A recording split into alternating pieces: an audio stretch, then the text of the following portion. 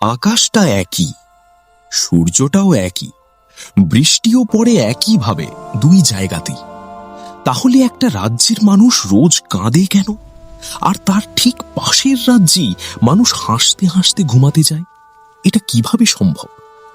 একটা ছোট্ট রাজকুমারী এই প্রশ্নের পিছু নিতে গিয়ে এমন একটা সত্যের সামনে গিয়ে দাঁড়ালো যেটা 1000 বছর ধরে কেউ খুঁজেই পায়নি। আর একবার এই সত্যটা জানার পর তোমার নিজের জীবনটাকেও হয়তো আর আগের চোখে দেখতে পারবে না। তো প্রস্তুত? চলো তাহলে পালকের সাথে ঢুকে পড়ি এই রহস্যের রাজ্যে, যেখানে হাসি আছে, কান্না আছে, আর আছে এমন একটা গোপন সূত্র যেটা সবকিছু বদলে দেবে।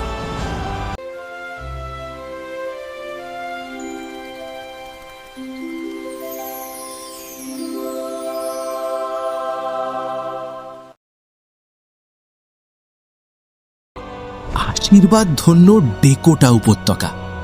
অভিশপ্ত বন অনেক পেছনে ফেলে পালক আকাশে উড়ে চলল। কিছুক্ষণ আগেও চারপাশে ছিল রাগ আর অশান্তির ছায়া, কিন্তু হঠাৎ করেই সবকিছু বদলে যেতে শুরু করলো। ঘন বন শেষ হতেই সামনে খুলে গেল এক অপূর্ব সবুজ উপত্যকা। স্বচ্ছ নদীর পানি রোদের আলোয় হীরের মতো ঝিকমিক করছে। রঙিন প্রজাপতিরা ফুলের বাগানে উড়ে বেড়াচ্ছে। মিষ্টি বাতাসে ভেসে আসছে তাজা ফুল আর ফলের সুবাস। এই রাজ্যের নাম ডেকোটা উপত্যকা। এখানে পা রাখতেই পালকের মনে হলো যেন তার সমস্ত ক্লান্তি এক মুহূর্তেই দূর হয়ে গেছে।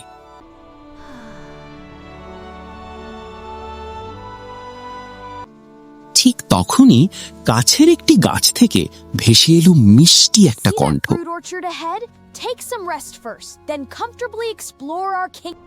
স্বাগতম। আপনাকে দেখে মনে হচ্ছে অনেক দূর থেকে উড়ে এসেছেন। নিশ্চয়ই খুব ক্লান্ত। ওই যে সামনে ফলের বাগানটা দেখছেন, আগে একটু বিশ্রাম নিন, তারপর আরাম করে আমাদের রাজ্যটা ঘুরে দেখবেন। এত আন্তরিক ব্যবহার পেয়ে পালক মুগ্ধ হয়ে গেল। সে হাসি মুখে ধন্যবাদ জানালো। তারপর চারপাশে তাকিয়ে যা দেখল তা যেন আরো অবাক করার মতো।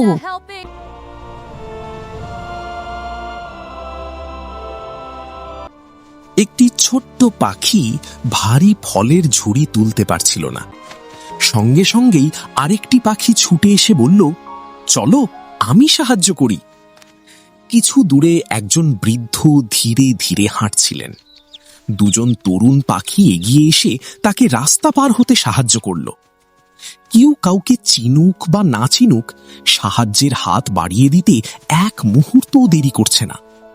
পুরো উপত্যকা জুড়ে যেন একটাই নিয়ম, একসঙ্গে থাকো, একে অপরের পাশে দাঁড়াও।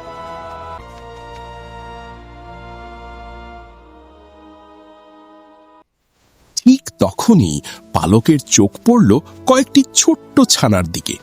ওরা সবাই গোল হয়ে বসে দুপুরের খাবার খাচ্ছে। একটি ছানার ঝুড়িতে ফল একটু কম ছিল। সঙ্গে সঙ্গে পাশের ছানাটি নিজের আপেলটা এগিয়ে দিল। এই নাও, আমরা দুজনে ভাগ করে খাই। একসঙ্গে খেলে খাবারও আরো মজার লাগে। ধন্যবাদ। কাল আমি তোমার জন্য আমার বাগানের সবচেয়ে মিষ্টি বেরিগুলো নিয়ে আসব। দুজনেই হেসে উঠল। তাদের হাসি দেখে আশেপাশের সবাইও হাসল। ছোট্ট সেই মুহূর্তটুকু যেন পুরো উপত্যকাটাকে আরো সুন্দর করে তুলল। পালকের মুখেও অজান্তেই হাসি ফুটে উঠল। সে মনে মনে ভাবল, একদিকে অভিশপ্ত বন, যেখানে রাগ আর অভিযোগে সবাই ক্লান্ত, অন্যদিকে এই ডেকোটা উপত্যকা, যেখানে মানুষ সুখ ভাগ করে নেয়, দুঃখও ভাগ করে নেয়। দুটি রাজ্যের আকাশ একই, সূর্যও একই, প্রকৃতিও প্রায় একরকম, তবু জীবনযাত্রার পার্থক্য যেন আকাশ আর পাতালের মতো। এত বড় পার্থক্য, এর রহস্যটা কোথায়? রাজ্য এত সুখী আর একটা এত অশান্ত?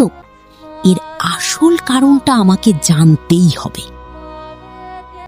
নতুন এই প্রশ্নের উত্তর খুঁজতেই পালক দ্রুত নিজের রাজ্যের পথে রওনা দিল। সে জানত এবার গুরুমশাই নিশ্চয়ই এমন কিছু বলবেন যা তার সব প্রশ্নের উত্তর খুলে দেবে। রহস্যের শেষ সূত্র।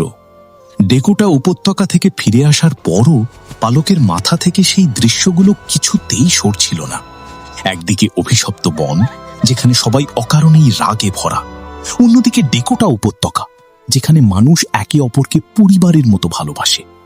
দুটি রাজ্য, একই আকাশের নিচে, একই রোদ, একই বৃষ্টি, তবু জীবন যেন সম্পূর্ণ আলাদা। সারা রাত এই কথাগুলোই ভাবতে ভাবতে কাটিয়ে দিল। গুরুমশাই, আমি যত দেখছি ততই বিভ্রান্ত হয়ে যাচ্ছি। অভিশপ্ত বনের মানুষদের সব কিছু আছে, তবু তারা সুখী নয়। আর ডেকোটা উপত্যকার মানুষ, তাদের জীবন হয়তো খুব বিলাসী নয়, তবু তাদের মুখে সব সময় হাসি। এর আসল রহস্যটা কি?